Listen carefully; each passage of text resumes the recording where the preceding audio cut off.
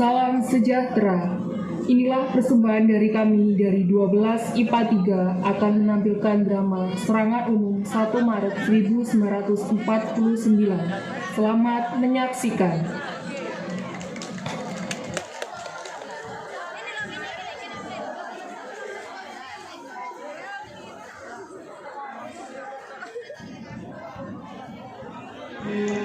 Serangan 1 Maret 1949 merupakan peristiwa perebutan wilayah Yogyakarta yang pada waktu itu menjadi ibu kota Republik Indonesia terhadap Belanda.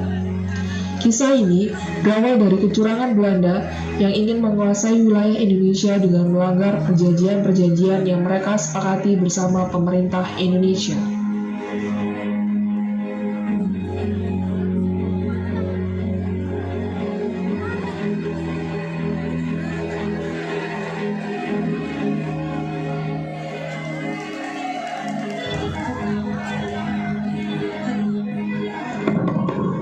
Silakan masuk.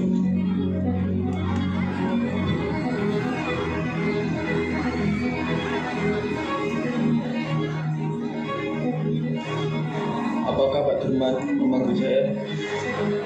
Iya, begini panas. Juli tahun lalu, Belanda melancarkan agresi militernya. Banyak kota di wilayah kedaulatan kita jatuh ke tangan mereka.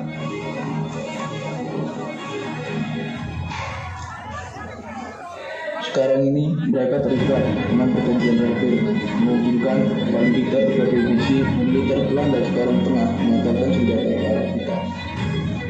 Tapi itu bukan berarti mereka berhenti mengancam kedaulatan kita, panas. Pertahanan wilayah kita sekarang sulit mengatasi persenjataan mereka. Kecuali semua kumpulan mereka dapat kita buat tidak berarti saat ini. Mungkin dengan strategi yang tepat, Dan saya kira Pak Nas dapat memikirkan strategi semacam itu. Beberapa waktu kemudian, strategi perang yang disusun oleh Kolonel A.H. Nasution disetujui oleh Panglima Besar Sudirman. Tanggal 12 Juli 1948, strategi ini dituangkan dalam Perintah Siasat Nomor 1/1948 untuk dilaksanakan. Para pemimpin pasukan TNI siap melaksanakannya.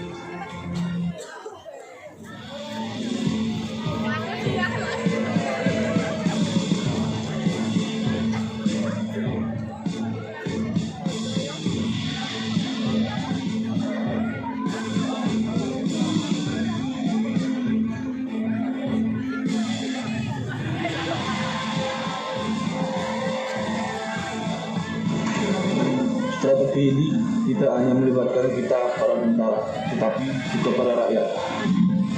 Dalam situasi seburuk sekalipun, pemerintah kita akan terus berjalan dan perlawanan kita terus berlanjut. 1 bulan kemudian, di Het Torret C, kantor Perdana Menteri Belanda di Binnenhof, Den Haag, bulan Agustus 1948, Dr. William Drees diangkat menjadi Perdana Menteri yang baru. Sejumlah masalah pemerintahan yang cukup pelik telah menantinya. Salah satunya Indonesia dan Perdana Menteri Drees telah mengambil keputusan.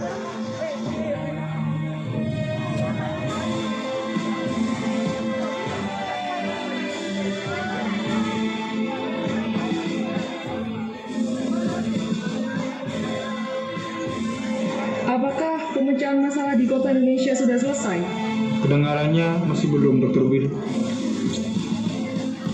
Sementara itu, di Indonesia, TNI telah memulai persiapan. Mereka bersiap untuk melaksanakan Perintah Siasat Nomor 1/1948. Namun, Partai Komunis Indonesia mengambil alih pemerintah Republik di Madiun pada tanggal 18 September 1945. Divisi Siliwangi dari TNI terpaksa dikerahkan untuk menumpas PKI. Saat itu, Divisi Siliwangi berada di bawah komando Kolonel Gatot Subroto. Tanggal 30 September 1948, Madiun berhasil direbut kembali dan PKI berhasil dipadamkan. Di bulan November 1948, pemerintah Hindia Belanda yang baru memulai tugasnya. Demikian juga Dr. Bill sebagai pemimpin tertinggi.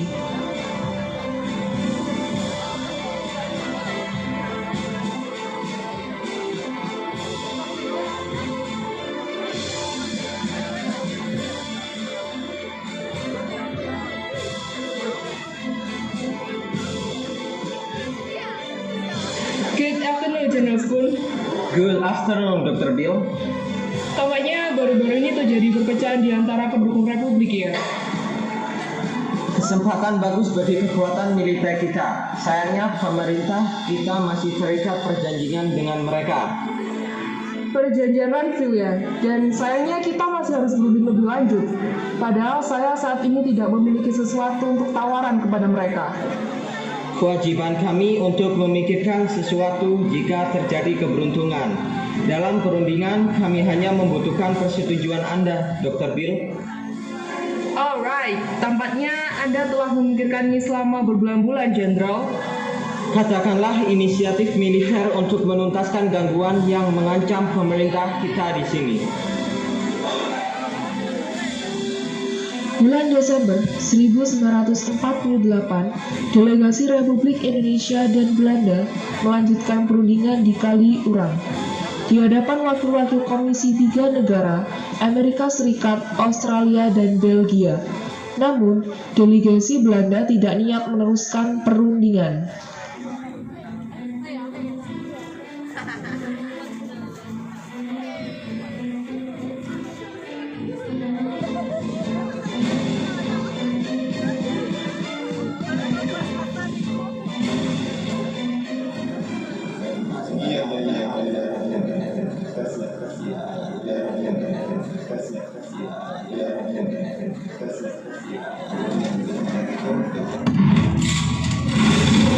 Ini tidak bagus, sama sekali tidak bagus. Lihat, Belanda sekarang bersikap seolah mereka tidak mempedulikan perundingan ini. Sudah. Lebih baik kita akhiri saja perundingan ini. Terima itu repot. Nek ini dulu yang sok kedua.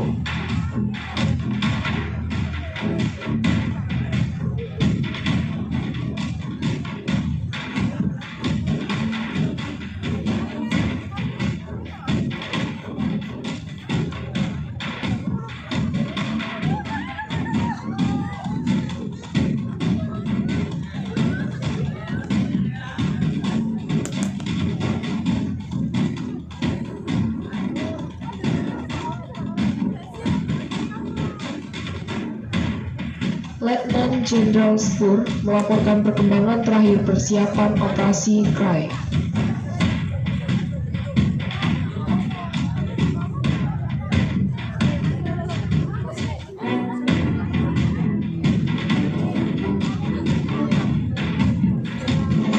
Gabungan pasukan telah diberangkatkan ke Semarang tadi pagi, Dr. B.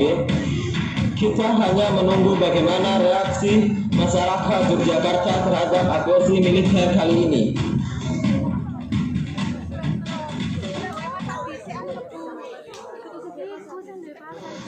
Yogyakarta adalah nagari yang berdaulat sebelum Republik diproklamirkan, di mana Sultan Hamengkubuwono ke-9 adalah seorang yang cinta tanah air walaupun mengenyam dunia barat sejak kecil.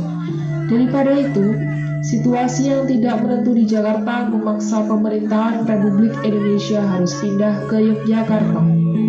Mengingat rombongan Belanda di aksi Polisinil, di agresi pertama dengan menguasai ibu kota Jakarta dan daerah-daerah potensial dengan sumber alamnya, membuat wilayah Republik Indonesia semakin sempit. Perjanjian-perjanjian seperti Linggarjati dan Renville yang tidak menguntungkan posisi Republik, Simonsburg selaku panglima tertinggi Belanda akhirnya melakukan pembentukan Belanda dengan melakukan serangan secara mendadak dan tanpa pengetahuan pihak-pihak yang berunding di keluaran dan melakukan agresi militer Yogyakarta pada tanggal 19 Desember 1948 dengan menduduki Yogyakarta, ibu kota Indonesia. Iki janjane wis merdeka apa durung kan? Kok ibu kotane pindah teng Jogja? Lah merdeka iki yo wis ning kahanane sik tetep gawan. Nyatane malah ibu kota pindah teng Jogja. Wis saiki awake dhewe padha manut gawe tentrem wae. Nggih.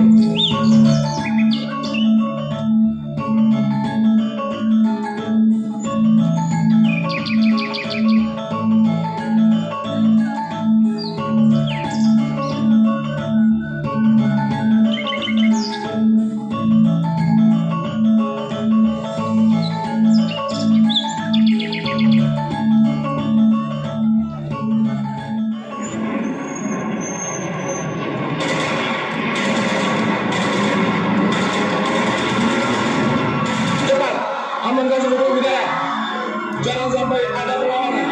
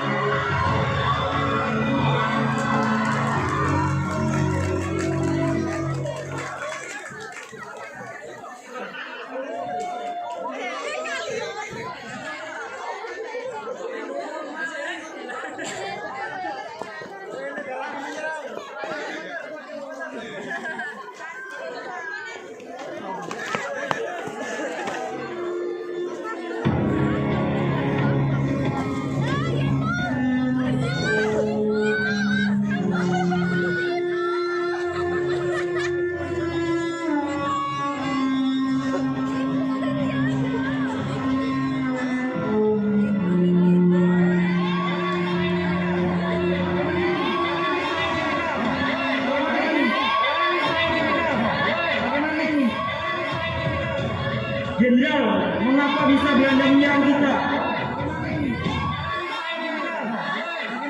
Pemerintah hilang nomor 1 strip IB strip E strip 48. 1. Kita telah diserang.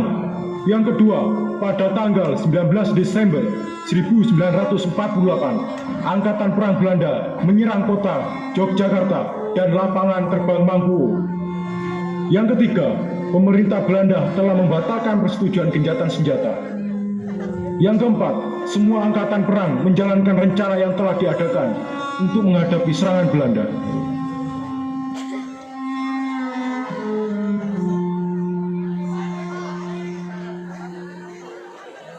Pemerintahan Darurat Republik Indonesia pindah ke Sumatera dengan membentuk PDRI di sana.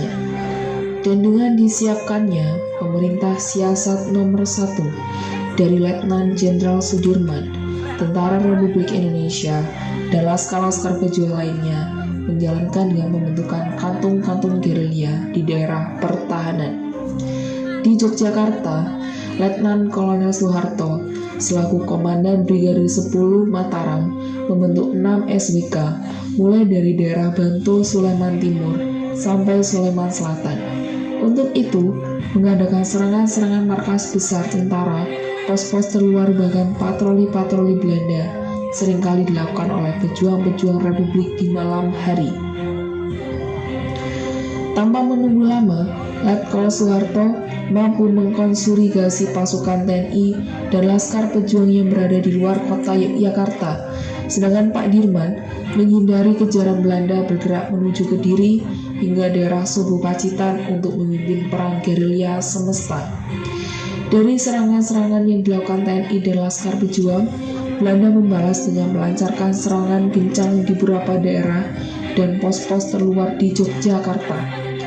Belanda membuat propaganda bahwa yang melakukan serangan dan merusak adalah Republik Indonesia, dan para pencuri menyebarluaskan berita bohong. Bahkan pemerintah dari negara Republik sudah tidak ada lagi. Bahkan Belanda membunuh siapa saja membantu perjuangan tentara Republik dan membimbing radio-radio warga, kecuali radio milik Sultan Hamengkubuwono ke-9. Mendengar hal itu, kemudian Sultan Hamengkubuwono ke-9 selaku Menteri Koordinator Keamanan mengusulkan serangan kilat dan menyeluruh untuk menangkis propaganda Belanda. Dikirimlah Kulu untuk mengirimkan surat tersebut kepada Letnan Jenderal Sudirman di Pacitan, dan pada waktu itu Jenderal Sudirman sedang sakit parah.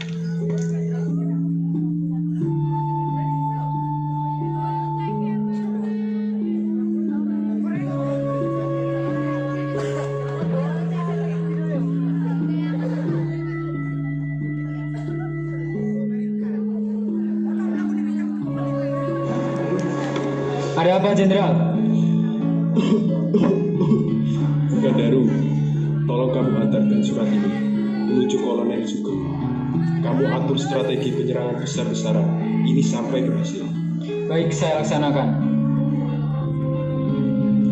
Surat Jenderal Sudirman diterima oleh Markas Besar Komando Jawa dan dirancanglah gunung-gunungan Sumbing yang menjadi markas ditusuk 3 pimpinan Kolonel Bambang Sugeng, Kolonel Abdul Haris Nasution, dan Kolonel TB Simatupang untuk mengadakan sebuah serangan kilat yang bersifat umum dan menyeluruh.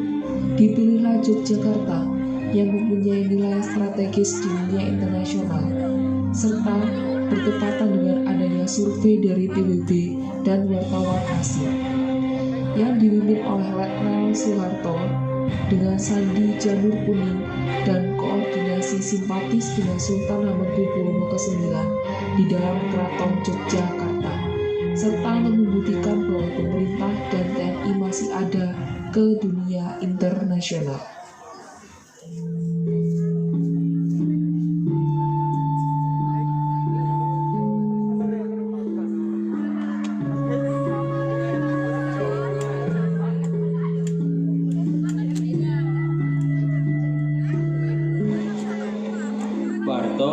Silakan mendekat. Inggih, Siun. Pemimpin kita ditangkap. Anggapan Belanda, Republik kita sudah tidak ada dan TNI dianggap ekstremis. Itu adalah kebohongan dan propaganda Belanda di dunia internasional. Akhir bulan, PBB akan meninjau dan mensurvei serta persidangan menentukan nasib Republik ini. Saatnya lah kita tunjukkan kalau republik ini masih ada. Pak Harto, apakah bisa dilakukan serangan serempak dan besar-besaran di Yogyakarta? Nyuwun sewu, maksud dipun sihun serangan besar-besaran, perang tanah dan pendadakan yang menguasai kota dilaksanakan di siang hari. Apakah Pak Harto sanggup? Sanggup sihun. Nyuwun sewu, apa yang dipikirkan sihun? Saya mempunyai rencana TNI bisa masuk dan menguasai tempat strategis seperti stasiun Malioboro dan Freeport supaya Dewan Keamanan PBB tahu bahwa Republik masih ada. Kuasai Jogja selama 6 jam untuk antisipasi untuk Belanda, terutama dari Semarang. Apakah Pak Harto sanggup? Sanggup sihun. Baik, laksanakan. Pada akhir bulan, PBB akan meninjau dan bersurvei serta bersidang menentukan nasib Republik Indonesia. Saatnya lah kita tunjukkan dengan perintah tersebut. Jenderal Soeharto memperkuat bagian kota dengan membentuk SWK 101. Pimpinan Letnan Marsudi dibantu oleh Letnan Amir membersihkan mata-mata dan mengkamufir kurir-kurir dari SWK lainnya, memberi fasilitas pasukan besar masuk ke kota serta tempat umum. Kemudian, Letkol Soeharto memanggil komandan-komandan RMK ke daerah untuk koordinasi mengenai serangan besar-besaran tersebut.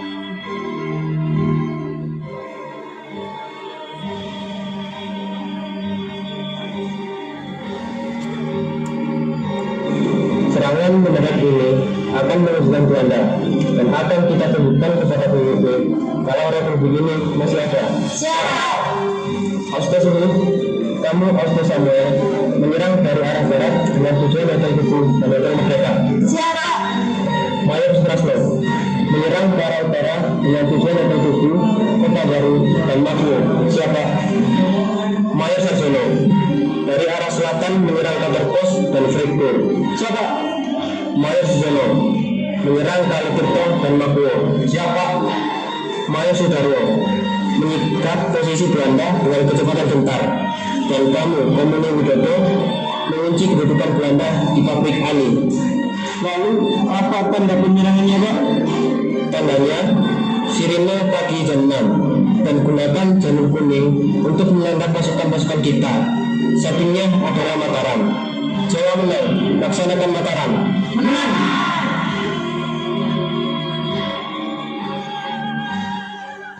Pada tanggal 1 Maret 1949, sukses TNI dan Laskar Pejuang bertempur dengan gigih dan menguasai Yogyakarta selama 6 jam. Berita kesuksesan serangan umum disiar melalui radio dan disebarluaskan di dunia internasional, di mana membuktikan Republik masih ada. Dan berakhirnya merupakan kebohongan Belanda dalam perundingan di Dewan Perserikatan Bangsa-Bangsa, kalah dan harus angkat kaki dari bumi Indonesia. Penarikan mundur tentara Belanda dan masuknya pasukan Republik ke ibu kota Jogja di bawah kepemimpinan Sultan Hamengkubuwono ke-9, akhirnya kedaulatan Republik Indonesia kembali di tumpuan Ibu Pertiwi. Penarikan mundur Belanda dimulai pada tanggal 24 sampai 30 Juni 1949 berlangsung dengan lancar. Peristiwa tersebut disebut dengan nama Jogja Kembali.